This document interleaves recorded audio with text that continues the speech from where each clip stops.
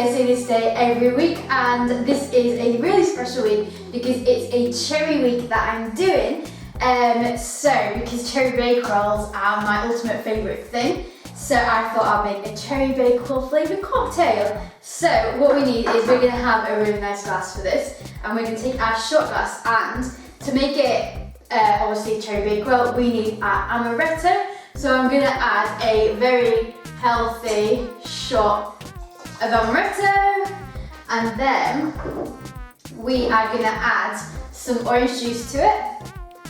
So I'm just going to put the orange juice until it's about halfway, and then I'm going to add some Prosecco because I've got a very fancy bottle. And then we're going to just top this off with the Prosecco. Did I say top this off, top it up, I mean? So I'm just going to fill it up with my amazing Prosecco. Doesn't that look amazing? That looks so good.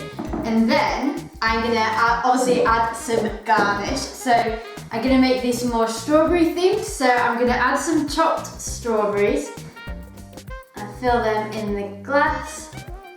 And I'm going to put some more strawberries.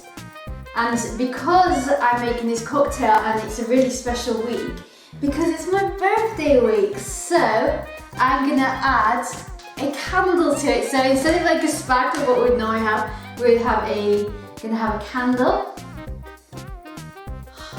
So how amazing is that? So let's just have a quick try. That is amazing. That's so good. And there we have it, Natalie's birthday cocktail. You can find lots of other recipes too on natalieeaglen.com. Cheers!